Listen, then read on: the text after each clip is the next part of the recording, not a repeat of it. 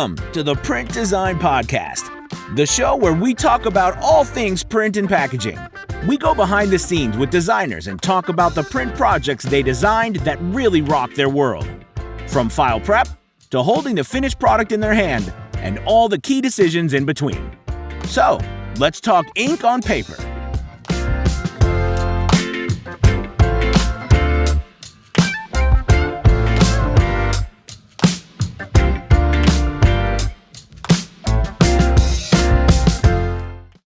Scott, welcome to the Print Design Podcast. How are you today? Hi, I'm good. Thanks, Dave. Good. Safe lockdown in Maine? I've retreated from New York City. I'm locked down in Maine in a cottage in the basement right next to the boiler. And you're working on the bunker outside, right? You're working on digging. Yeah. I walk along the sidewalk because I'm not allowed to walk on the beach. But yeah, I have my desktop and my laptop and a couple of books and everything I need to operate. You're ready to go then. Yeah. Awesome. Well, I want to start with something easy, something hard, depending on how you want to answer it. But just tell us about yourself. Give us an intro to yourself. Oh, sure. Well, I'm father of two sons, two teenage sons. I'm the principal of a company that I call WorkSight, and I spell it WorkSight because I started it before there were actual websites. Otherwise, I would have spelled it SITE. I'm adjunct professor, tenured at Pratt Institute, where I've been teaching for 23 years.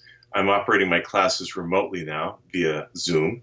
Mm-hmm. And I'm the author of a textbook for Pearson Education called Guide to Graphic Design. Awesome. So you've been in the game a little while. Yeah, I've been working for quite a while since I graduated from Pratt Institute in 1982.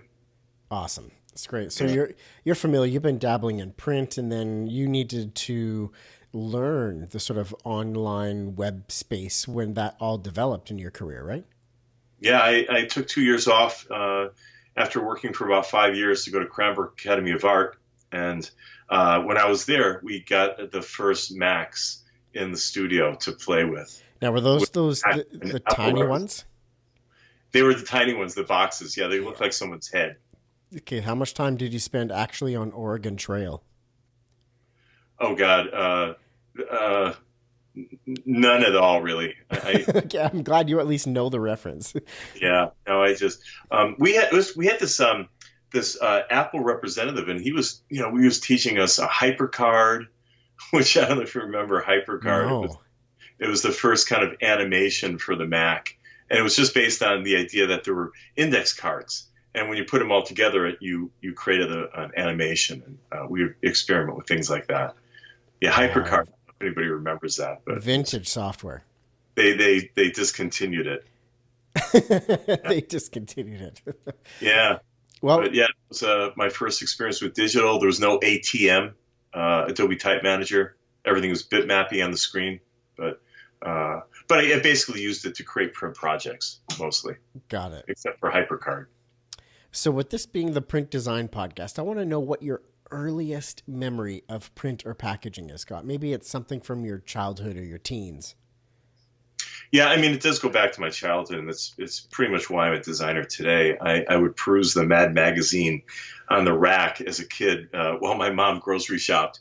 And the best part was seeing, they had this fold-in on the back cover where you'd take the left and right pages and the left and right sides of a page, and you'd kind of fold it in to create a third image. And I just love that idea of seeing how one illustration can transform into another. And, I'd buy it. I was probably 11 years old. And then I'd bring it home and I'd redraw the cover with markers and pastels and then tape it up on the door in our living room, with all the other covers that I drew. Yeah. I remember Mad Magazine. That was one I was into when I was younger as well. Yeah, it parodied adult themes like advertising and pop culture as a kind of prepubescent form of critical discourse, and that Pratt magazine, that printed magazine was my way into art, and then into art school, and ultimately why I'm working as a graphic designer today, and they still publish it as a print subscription, but it's not on the racks anymore, unfortunately. Oh, that's too bad. But that's great that you can still get it in print. Yeah, it's still in print, and it's kind of I've purchased it for my sons in the past, but it was hard for them. I would literally like leave it for them and try to convince them that they should check out different sections like spy versus spy, but they couldn't get into it. Yeah. They were just too into their video gaming, and they just couldn't deal with a printed magazine like that. That's so funny. That would entertain them. I could see you leaving that out on the dinner table and just being like, what's that over there, guys? Why don't you have a look at that? Yeah, right, exactly. They weren't buying it. Yeah, just not buying it. Awesome. Now, what about recently, Scott? Have you had any recent interactions with print or packaging that you really enjoyed or saw some value in? I mean, I have a group of file boxes that I keep samples in, and they range from postcards to small brochures. And I drag them out if I'm stuck or when clients are in my studio to show what possibilities their promotions can take. And I call them keepers. Yeah. And some have some cool printing effects like spot lamination or inventive folds. But besides having a purpose, they're also the fact that if designers don't keep these things, who will? Yes. I have things that go back decades. So you're a little bit of a hoarder, but like in an okay way. Yeah, in the graphic design way. There you go. And they become useful. It's my way of seeing something that I mailed or seeing something at a company where they might send me an annual report or just something like that, or I might exchange something that I did with another designer, and I take their poster and keep it in my flat file. But I think it's important to keep these things. I'm telling you, otherwise it's tomorrow's garbage to most people. Yeah, no, it's totally true. But there are like select pieces I find that really linger around in people's homes. Even non-designers will hang on to things just because it smelled cool. It looked cool. It was something different, something unique. That they just hang on to. And that's the beauty of print and packaging, is if you really knock it out of the park, even non-designers are going to hang on to that. Yeah, I mean, books are the cliche. Of course, books hang around for a long time. But the standard printed ephemera, it doesn't. It's meant to be tossed or recycled. Mm-hmm. Posters are another huge one that big in the collectible space. Yeah. The two cliches, posters and books. But brochures, postcards, just printed things, flyers and things that I find cool. Yeah, it would take a graphic designer to keep those things. Yeah, definitely. What do you think makes print special to designers? I'm interested to hear your thoughts on this, because coming from the sort of instructor side of things. But what is print so special? Like, why do designers like print? With print, you have the time to inspect the composition and the typography and how it relates to the idea that's being conveyed. But with digital platforms, the subtleties, I think, are mostly lost because I think they're overshadowed by size or time or motion. And print, is its own animal. So I don't know how we're going to get out of that. I think that, motion pieces and digital platforms, they're especially ephemeral. I mean, they are literally here today and gone tomorrow. Literally. And I can't even save the web projects that I've worked on, over the past years, because they change and then they're gone. And I don't have any record or, a digital file that won't open anymore because the applications won't open anymore. But with print, I think people are fascinated by it because it is something that's very static, and we can just simply study it and look at the subtleties of fine typography, distressed textures, compositions, push and pull, foreground, background. All those things are right there for us to appreciate, and they're hard to do, But yeah, with digital platforms, that thing that runs across the page, you don't even have a chance to understand, like, whether it's been kernsed properly or not. It's just it just moves. So we attention more to that motion aspect.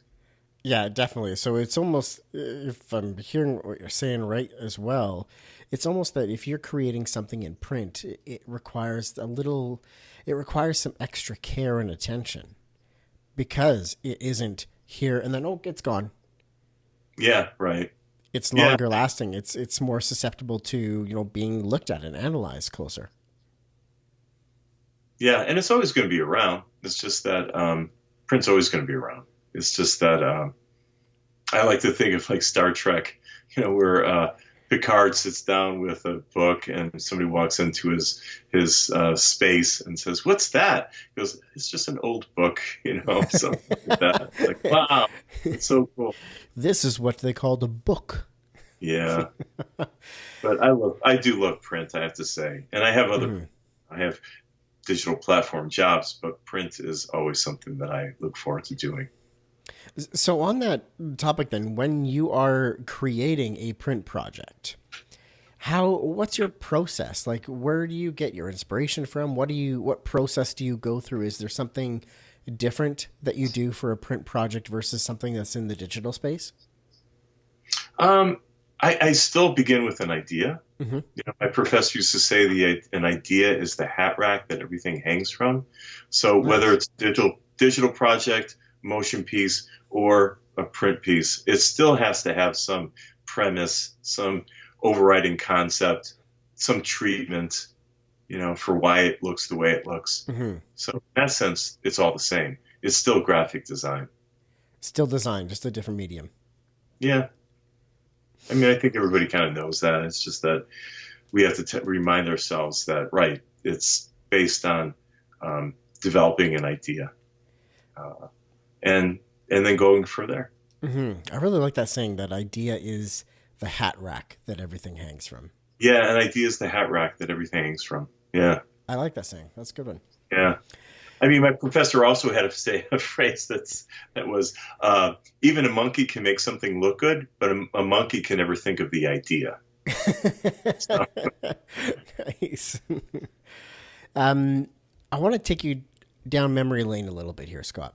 Sure. And I want to hear, what was the first print project that you were a part of, the first one that you had ever produced? Yeah, it was while I was a college junior at Pratt Institute, and I had won an internship in November of 1981. You won an internship? Yeah, it was based on submitting work, and then they chose a student who would get to have an internship with famed designer George Tscherny. Nice. Who, the way, he's 95, and he still works every day in his Upper East Side apartment. That's awesome. I shouldn't say his apartment. He owns the whole building. It's a brownstone, and he works in the basement of that brownstone with his wife. Wow, that's awesome. He's the designer that did, I think he did the past 3 SVA logos. He did, the latest one is the Bloom for School of Visual Arts in New York City, and he designed it's like a flower blooming. And he did it with a brush. And he said he just did it the first time. And then he cut a couple of pieces around. And then he said, it's done. That's it. And that became the logo for the latest version of SVA's branding. Love that. 95, one go. There it is. That's the logo. Yeah, logo. and if you call him up, he'll, like on the first ring, he'll pick up the phone and say, George Tscherny, something like that. It's like, right on, like just super professional. That's awesome. Still good to go. At 95, amazing. Yeah. There's no retirement age. No. I was working in his studio, and I was helping as an intern. I was helping with paste up and mechanicals, as they were called back then. And it was for a project for W.R. Grace and Company. It was their annual report, which we hardly ever design anymore. Annual reports took a downturn. I think corporations got together and said, we don't really need to spend, $200,000 on an annual report anymore. So they have like maybe 5 pages and the rest is all financials. That's how annual reports. But back then, an annual report was a big deal. And big deal. I remember George Tscherny looking at cover proofs that he had received back from the printer. And the cover was an image of the space shuttle blasting off, with dashed circles, knocking out of the image as if to dramatize like the amount of thrust that the space shuttle, was creating.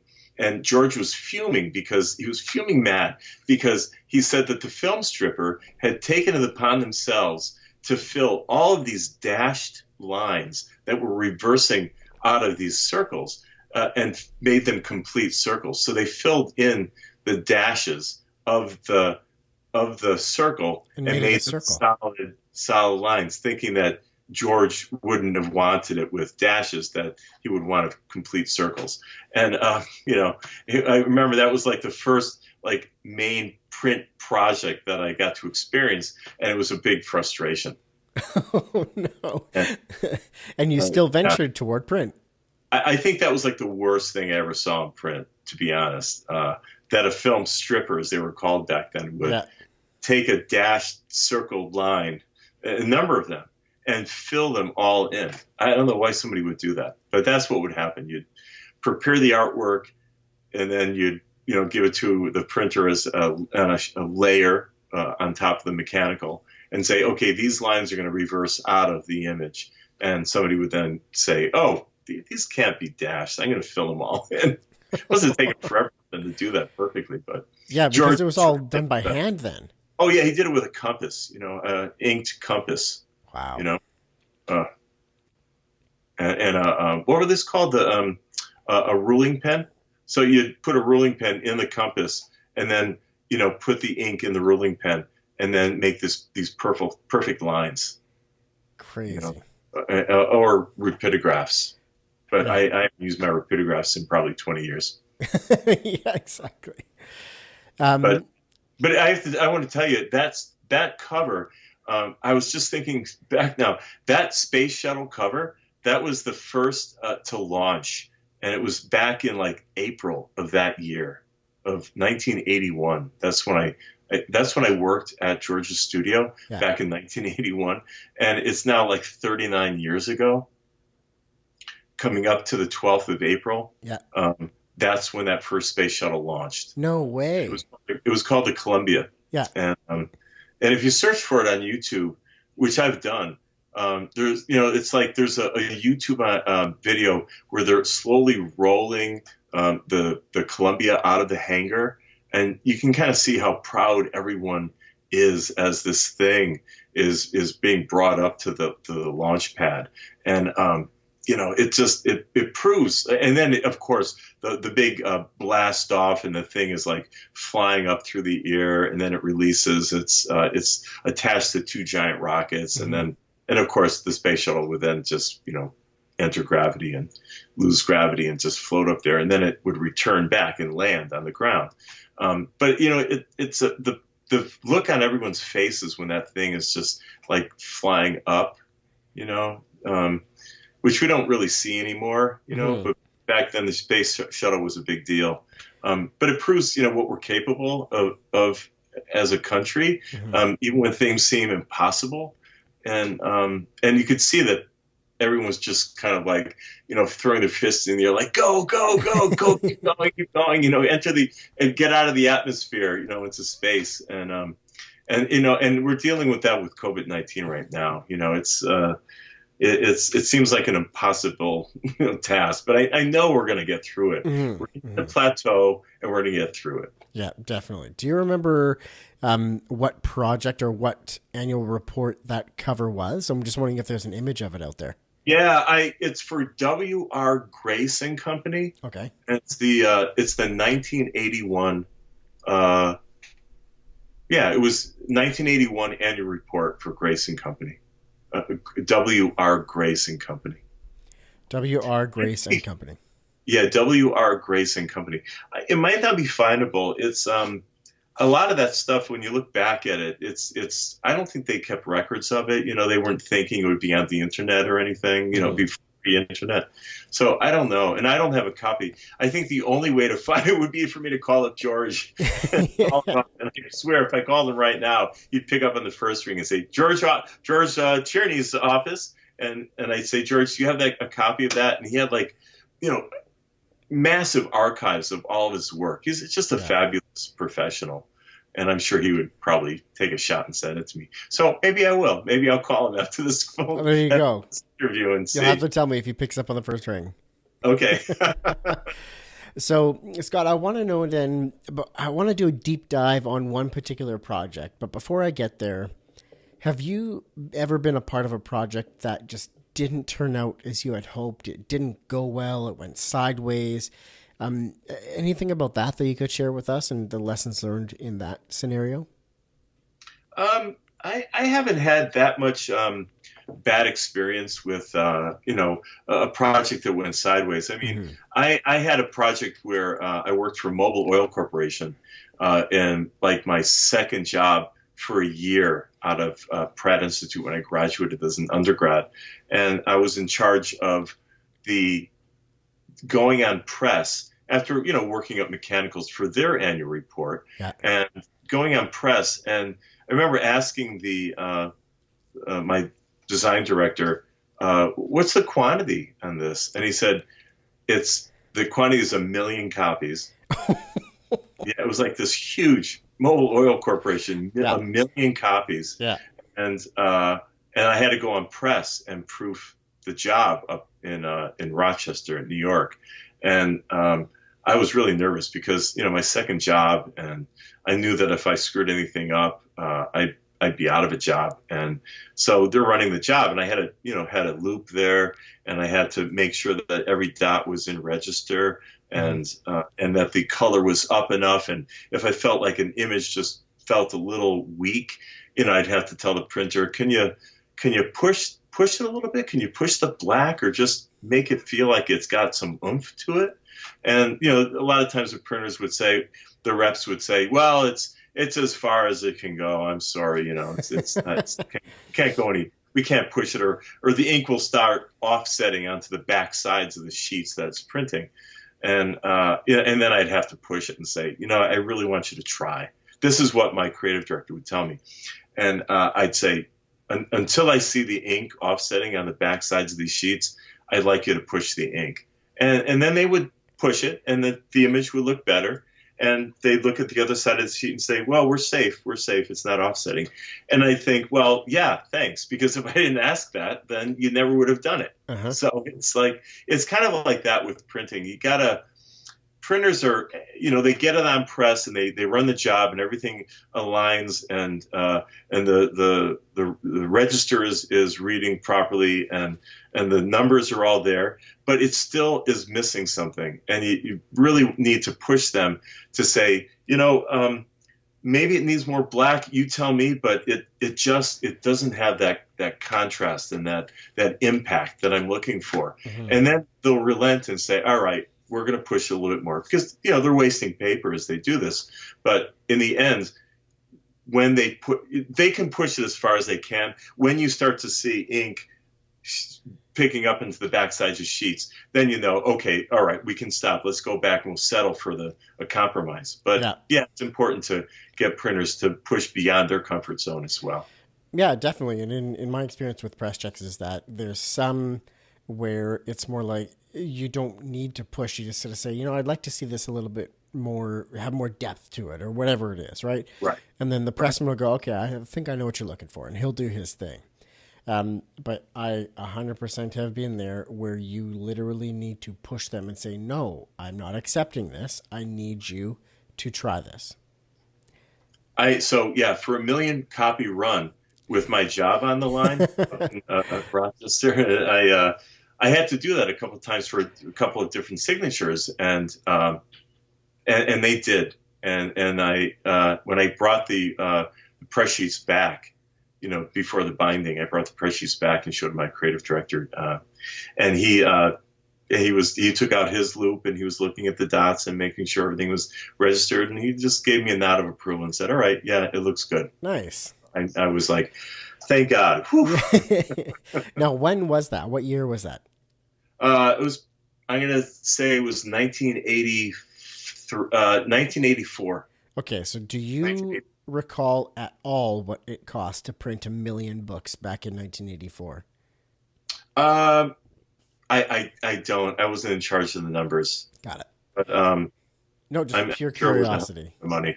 Yeah, I mean the biggest cost was the paper. Yeah. The paper is always the biggest thing. But printing, it would probably be like in today, it'd probably be like, it must have been like half of what it would cost today, at least, if not more. But, I usually think of like per book, if it was a 72 page, report, you figure like $10 a book, something like that. Mm-hmm. So, it's a lot of dough. $10 million. No problem. Yeah, right. For mobile, yeah. Yeah, Of course, exactly. they were bought by Exxon, so now it's like one giant company. But they don't even. I think I saw their annual report a couple of years ago, and it's like nothing. It's like again, it's like 6 pages in the front of some theme for the year, Mm-hmm. and then promotional theme, and then the informational part in the back end. Yeah. No, I hear you there. All right, Scott, I want to do a deep dive into a project that you've been a part of that you are excited to share or proud of.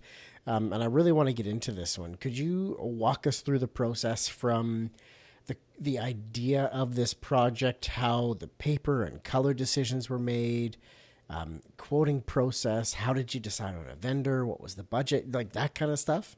Oh, sure. Yeah. I have a project. I mean, I have a series of projects that I did for Gilbert Paper, Mm-hmm. and I can talk about one of them.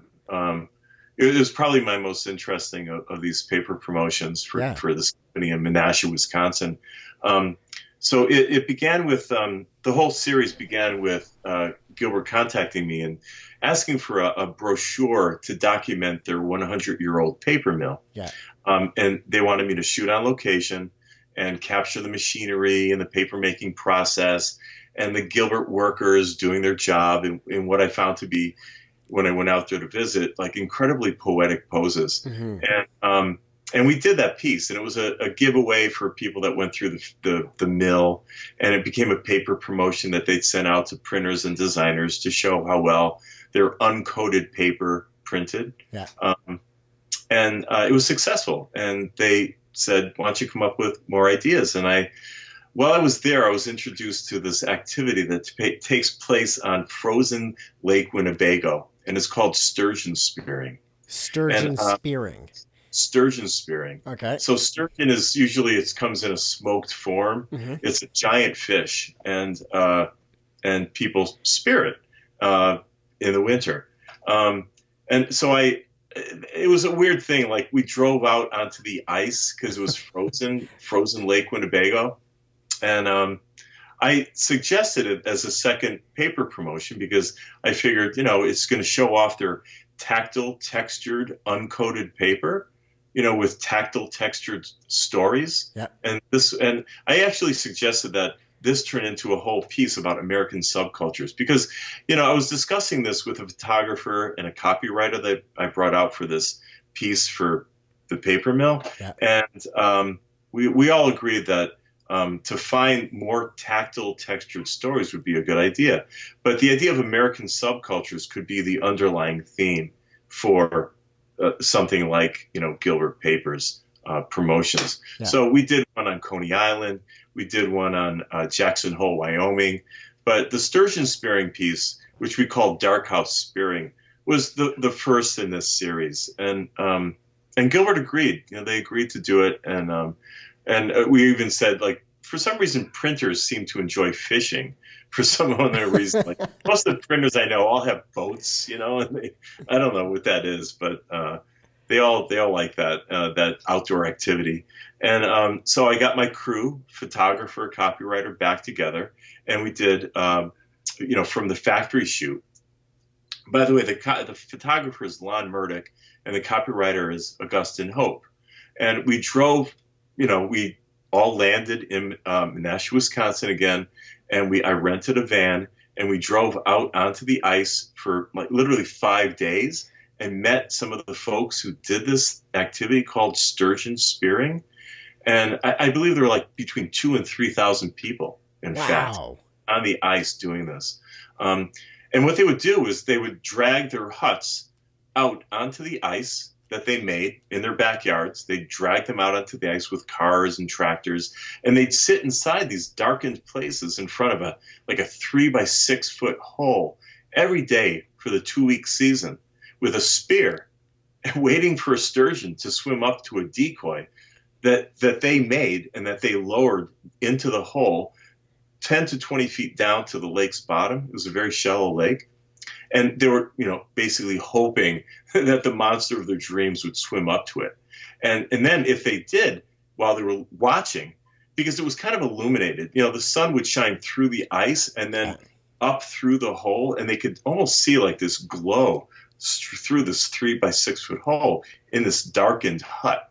And then, if they saw a sturgeon, they'd throw the spear down into that depth and hopefully piercing the fish.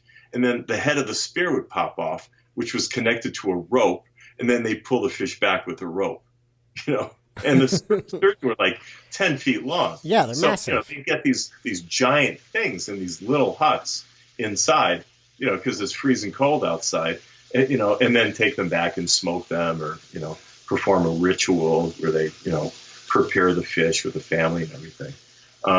So the piece was, I took some of the hints from this frozen horizontal lake, and I created a very long horizontal format, 32-pager brochure, which we call Darkhouse Spearing, and it was 5 inches tall by 11 inches wide when it's folded. So unfolded, it was like 22 inches across. And it had a kind of, I played a lot with different formats, squares, verticals, and I realized that the horizontal format was the best. So that's what I chose for this uncoated paper that they make. And I, laid out the images. It was kind of flappy. That's what I liked about it. One of my interns said, I really like this. It's like a flappy fish. And I realized, that's it. That's the format. Flappy fish and the horizontal, scale of the lake.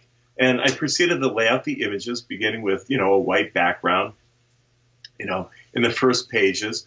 And then it slowly, changed to solid black pages, expressing the change from the frosty outdoors to the darkened interior of the hut. So that was one of the things I did, with the layout of this, this fish, this piece about the sturgeon. And I could call some of these huts shanties, which are more glorified huts, because there were sturgeon spearers that put a lot into their spaces. I mean, some were large enough to have a cot and a full bar with stools and hot plates and posters decorating the walls. Of course, the bar. These things. But, like I said, inside the hole, it seemed to glow because light would reflect from the ice and water and bounce up into the darkened space. And people looked like they were right out of Caravaggio paintings, because when they were staring into the hole, waiting for the fish, their faces would be illuminated.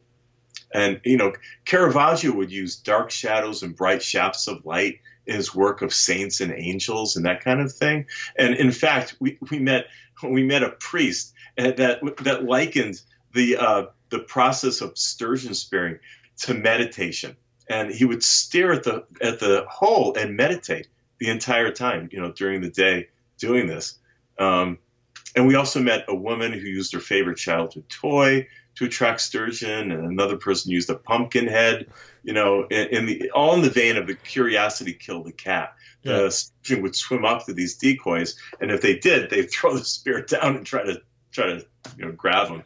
And it's funny, but not many sturgeon were caught. Maybe out of the entire season, we heard back 2 weeks, maybe 50 sturgeon out of this 10-mile wide lake were caught. Wow. So I found a printer. I was in charge of this project, so of course they gave me a budget. They wanted 20,000 copies. They gave me a budget of $50,000. Nice. And they said, "You get this done. We don't care what the format is. We don't care how many pages. We want it to be amazing." I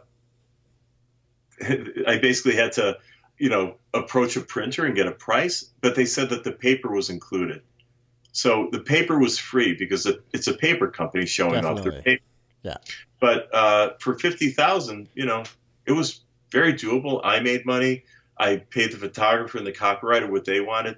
The printer that I found, they were happy to get the job because it was a feather in their cap to print something for a paper company. Yeah, for sure. Of course, they would do what's called a run-on. So the run-on meant that they printed extra copies to use for their own promotion to send out, to their own clients.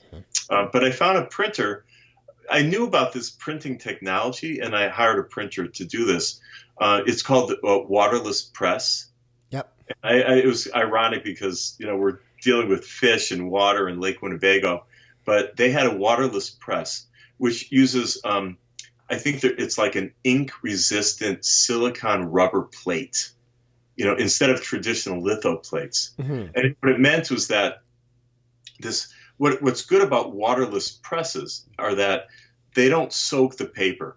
So it meant that the uncoated Gilbert paper, which tends to get damp in the process, that makes the dot bleed a little bit.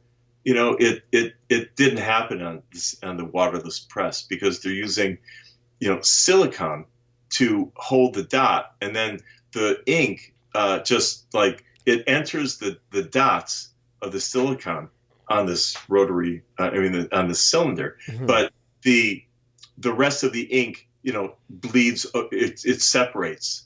It gets like wiped off. Yes. Without any water involved. So you get this pure dot that's not saturated into the paper that then bleeds.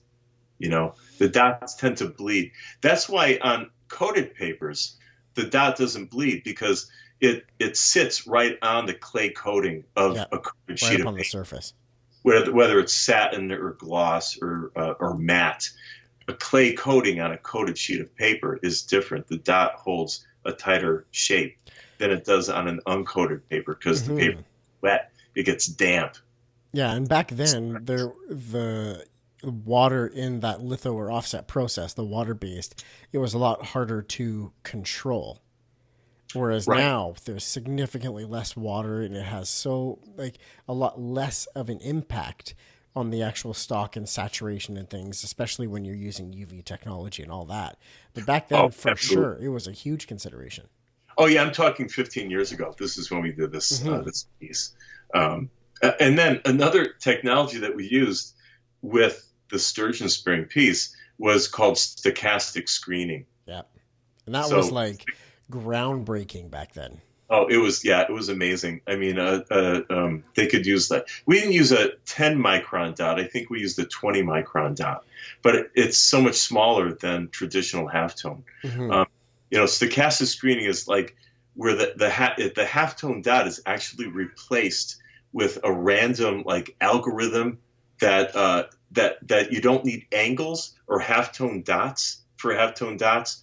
I don't know if you know about halftone screening, but yeah, you have to, each of the screens has to turn like at a 33-degree angle so that you can get what's called a moire pattern. So stochastic replaces the screen with like the computer decides where the dot goes. Yeah, the other term I heard was it basically replaces the classic rosette, your CMYK rosette pattern. Yes, right. You end up with this random selection of dots. So we're talking resolution and DPI. You're going from, a traditional of 300, or it might even have been lower back then, to something that is. What was that? Yeah, it was probably a 300 dots.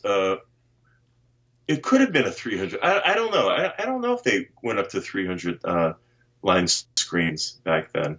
Yeah, I don't remember. But yeah, it's amazing. On a coated sheet of paper, stochastic screening is incredible. You get like this, this incredible detail. I have to say that the only thing with stochastic screening is that you do lose a little bit of that depth that you were talking about, Dave. The idea of, and I don't know why that is. I think it's just that because it's so detailed and you can see every detail, even in the shadows.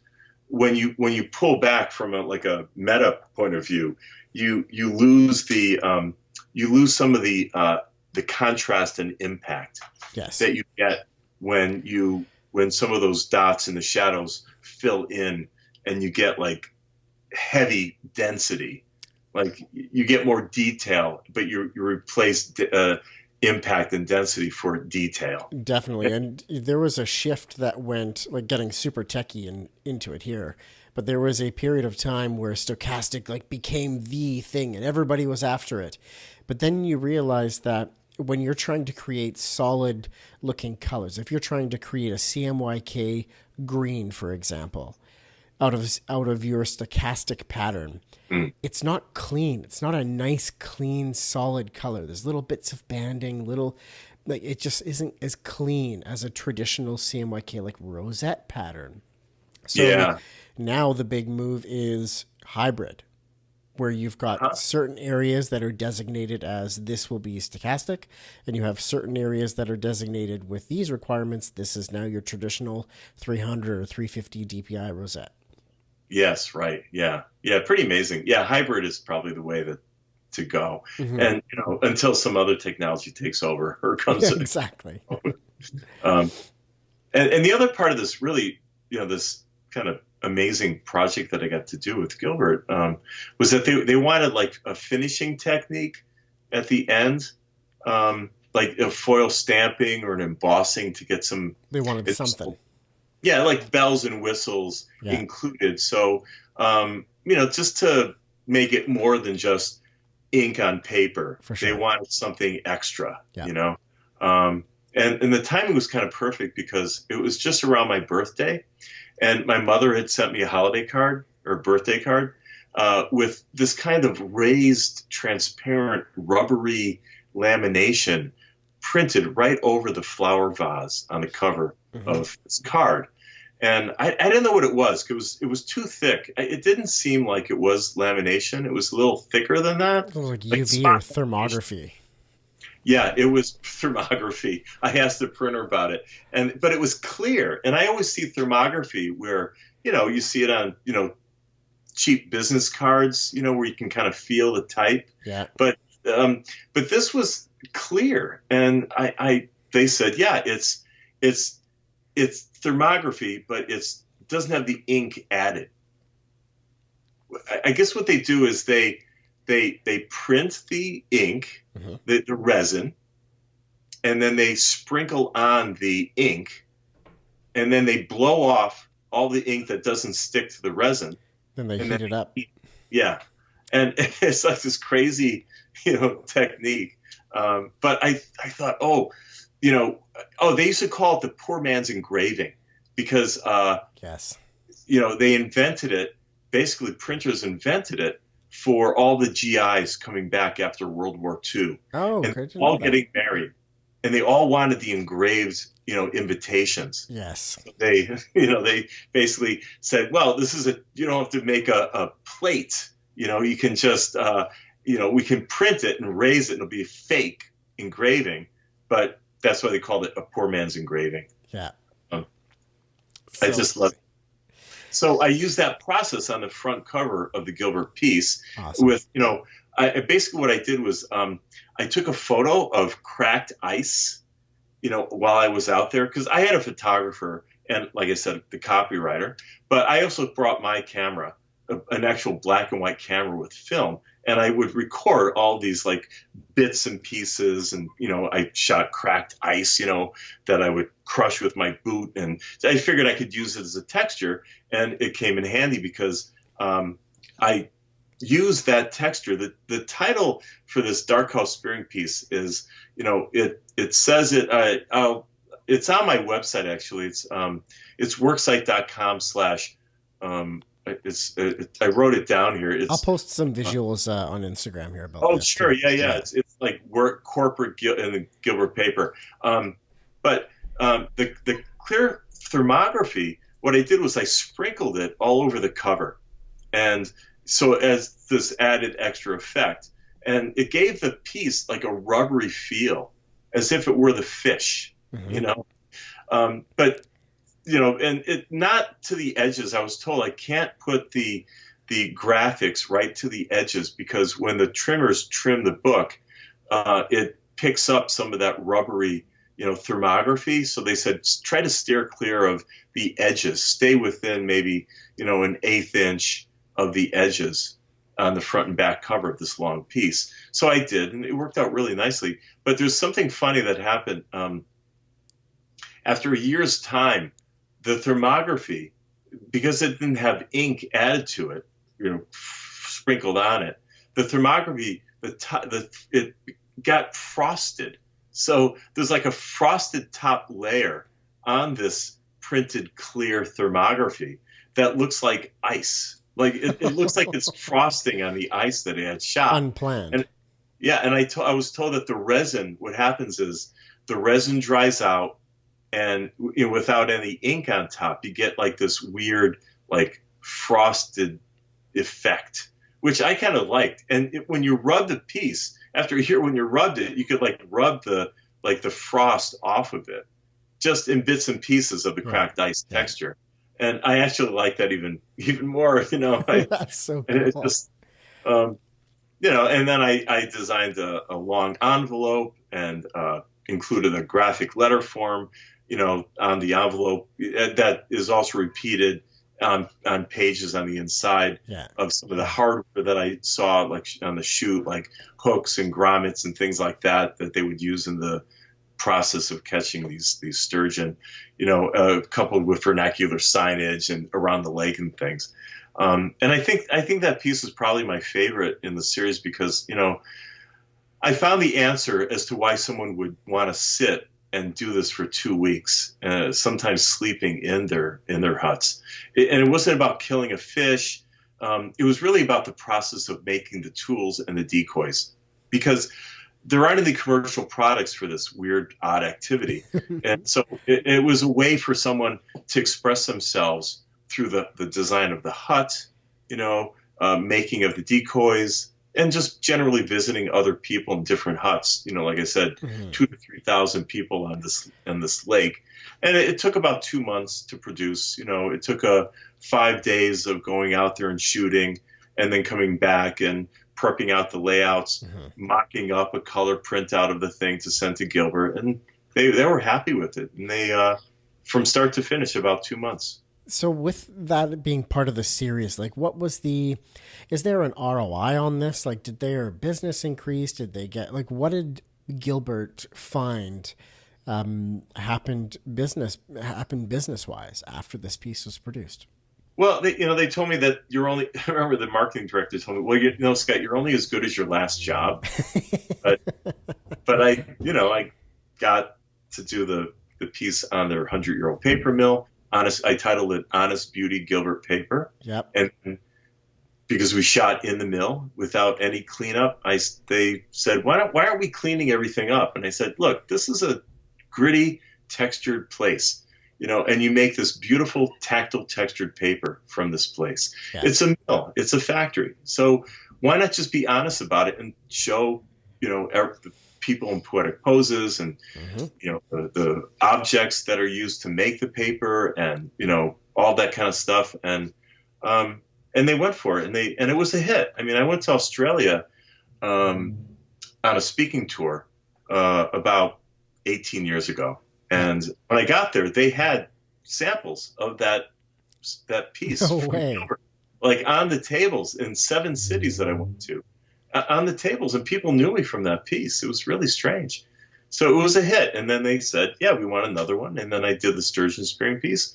And then they liked it. And the people would send in letters and say, I really love that piece you sent out. And they would say, do it again. And then I did a piece on Jackson Hole, Wyoming, and asked the question, again, according to the theme of like American subcultures, why does Jackson Hole even exist? I mean, the cowboy, cowgirl, that's gone. I mean, it existed for like 15 years, from like, 1880 to, just before the turn of the century. So why is it still in existence? And I went out there with that question in mind and got it answered in the same way that the sturgeon spearing piece was answered. It was answered in the sense that with sturgeon spearing, it was because of the process, that people love the process, not the killing of a fish or eating the fish. They could buy sturgeon at the local grocery store. Why does Jackson Hole still exist for cowboys and cowgirls? And, what I found was that there's this fine line between the myth of the cowboy myth and the reality, that they kind of blend together, and that all it takes for someone to develop their own identity as somebody that lives in Jackson Hole, or somebody that wants to come out and play cowboy, cowgirl for the 2 weeks that they might be out there at like a dude ranch or something, it's because it's a way of developing an identity for themselves. It's all it takes is that you believe, just like that movie City Slickers. I don't know if you remember that movie. It was called City Slickers. I can't remember who the actors were right now, but the whole movie was premised on the fact that these three friends go out and stay at a dude ranch, and they're all like, why are we doing this? This is so hokey. And then they something happens, and they have to rescue one of their friends. And they have to ride horses, and they have to like track down the bad guys and all this stuff. And in the movie is basically saying that, if you believe that you're a cowboy, you kind of are. So they, in the end, they're almost like they're, from the cowboy era, the freedom to choose your own destiny, that kind of thing. They found that after not believing, and then by the end of the movie, they believed it because of the circumstance. So that's what I kind of tried to prove in this piece. That's the premise that I had.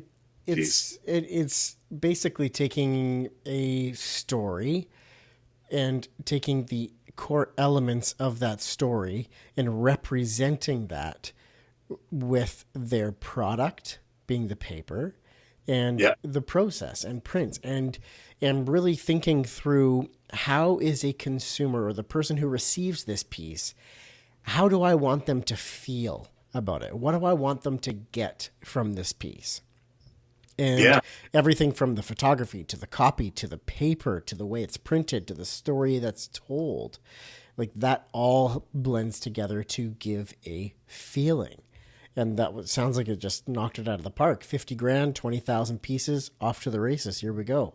Yeah, it was the same with each piece. And then I did it. They liked that, and they said, do another one. And I said, well, why don't we do one on the East Coast? And I did one on Coney Island, because I love going out to Coney Island. And I couldn't figure out why. Like, why did I like going out to Coney Island? Why did I like bringing my 5-year-old son out there? And, I could have easily gone to Disney World or Disneyland, but I actually liked going to Coney Island. And I went to Coney Island with another premise question. Why is Coney Island still around? Why does it still exist? And why do I like it so much? And why do people who I meet out there, all the hipsters, everyone that, participates in the parade that they have the mermaid parade that they have every year out there and everything. I mean, it's jam packed with, 100,000 people. So why? And I realized because it's oddly one of the last real places left in New York. It's like authentic. It's real. It's ironic because it was never meant to be a real place. It was always meant to be an unreal fantasy place. And yet it's one of the last real places left in New York. That's wild. Like if you think of like Times Square, it's been totally redone. It's lost that edge that it used to have, like that gritty, creepy, places, pornographic places and strip clubs. And that's what Times Square used to be in the 70s. It's totally gone. It's now been corporified. Yes. But Coney Island is still this weird, odd place. I never made it to Coney Island when I was in New York, but I definitely want to go. Oh, well, when Sigmund Freud first came to the United States in 1918, I think, or 1920, the first place he wanted to go to was Dreamland, which was one of the 3 main parks in Coney Island. So, so again, it's like a given budget, coming up with the idea, the premise of like, why does Coney Island, why is it still here? And I wanted to prove that it's a real, authentic place. I think the last line of the piece was, Coney waits for a savior to come and rebuild its little world, a world of strange illusions, yet always gritty, tough, and real. No Disneyland. And that was the last paragraph in that piece. And it kind of answered, it answered the premise and the question that we were asking at the beginning, that it's gritty, tough, and real. No Disneyland. Because in Disneyland, if you drop a piece of paper, somebody scoops it up before it hits the ground. Like, they've taken all the fear out of what amusement parks used to be. And Coney Island still held that. And so Gilbert, funny, they wanted me to take off no Disneyland. And they said, we don't want to get sued by Disney. So can you take off Disneyland? And I said, look, if I take off Disneyland, it's going to ruin the piece, because that's the premise. It's no Disneyland. It's not Disneyland. And so they researched it and they said, all right, we checked it out with our lawyers. You can keep no Disneyland in the piece. So I made it red. So it's like black text in the last paragraph, and then no Disneyland is in red. I love it. Yeah. So Scott, what advice would you give a designer who is wanting to get started in this world of print and start creating some print and packaging design? Yeah, I'd probably say form relationships with a printer. Tap their brain on formats that would get the most efficiency from a press, printing processes that make sense for the run's amount of copies, finishing techniques like lamination, embossings.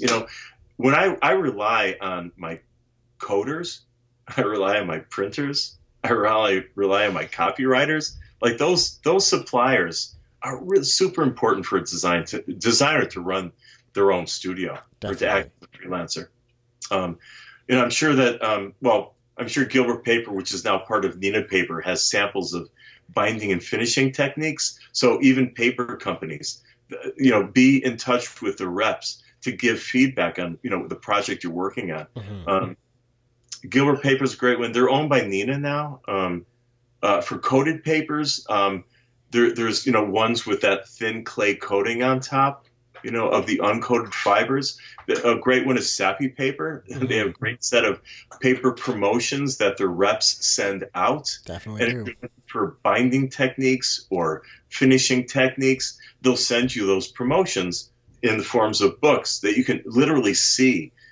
Maybe I can add this effect. And believe me, clients love finishing techniques, an embossing, a foil stamping, a spot lamination. It ramps the piece up to that next level, where print can be now. Because 100%. When you get a printed piece, it really makes a difference to take out to pull out some of the bells and whistles, so that it goes beyond just a digital piece that you can't feel. It's even more important to have those finishing techniques and binding techniques. As part of the equation. So then I want to wrap up here, Scott, with something a little bit different than I do with the Quickie podcast. On that show, I have an Ask It Forward question where my guest gets to ask the next guest a question. This one, I want to do it a little bit different. I want you to have the opportunity to ask the audience a question. So this gets posted up and shared on social media when this episode goes up. And what do you want to ask this community of designers who are all interested in print? Well, okay. I give a poster project to my Pratt students. No matter what the class is, it could be like a thesis class or a professional practice class. I ask them to produce a poster as a kind of like document of research. And I can't help but ask that question. So I've been giving this project for 15 years, and I call it the myth poster, where I ask students to visualize one main influence that led them to become a designer. And I call it a myth because you don't really have to believe it at first. All it takes is to locate a metaphoric image that reflects what that influence is, and then abstract it down a bit to be used as an exploitable device, and treatments to design the poster. And it's usually that exploitable device is usually the dominant graphic that draws the viewer in or the reader in, and then you can have micro elements or smaller aspects of it that keep the reader there, Yeah. like text, iconography, etc. And I'm asking that question. My own influence was the fact that I was supposed to be a plumber. Like my father, my cousins, my uncles, they were all plumbers. But I went to art school rather than continue my apprenticeship, as a plumber. And it's why my work today has a tough, blue collar aesthetic and approach to it. And why I named my company WorkSight. It's a reference back, an homage back. Mm-hmm. And of course it works backwards, because the more I believe that plumbing and my backstory have something to do with why my work looks the way it looks today, the more I develop my own personal brand about myself. Definitely. So I like the idea of this personal mixed with public. And I think everyone has that backstory, as to why. So that we're not just designers to be designers and working in a vacuum, that we can access and draw strengths from the things that we've done before. So I like to ask, what's your backstory? What's influenced, why you're a designer today, or a printer, or an artist, or a salesperson? Because everyone can make that myth up about themselves. Or I say myth, like when I said, well, plumbing has everything to do with why I'm a designer today. It was just a myth. I didn't really believe it. I was in grad school, and I asked that question, and I created the piece about it. But as I thought about it more and more, I realized, holy shit, actually, it's true. I look back at my early drawings. I would be drawing tools and, pipes and things. It's of course, because that's what I was exposed to. But if I were, a lifeguard as a teenager, I'd probably find some way to abstract how being a lifeguard back then influences what I do today for clients. So it's what about your story is influencing your design, or what pointed you in the direction of design? Yeah, what did you bring over to design from your past? Right. Why does a couple of ways. Why does your work look the way it looks, or why are you doing what you're doing today? What does it have to do with what you did before? A personal activity, something that your family did, something that you did that you got good at.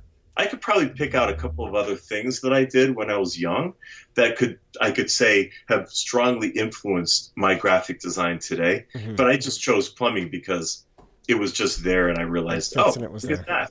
Yeah. And, loaded with imagery to tap.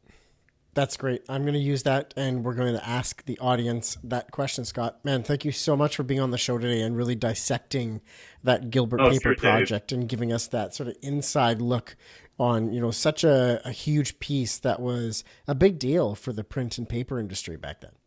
Yeah, thanks, Dave. Thanks for giving me the chance to talk about this stuff.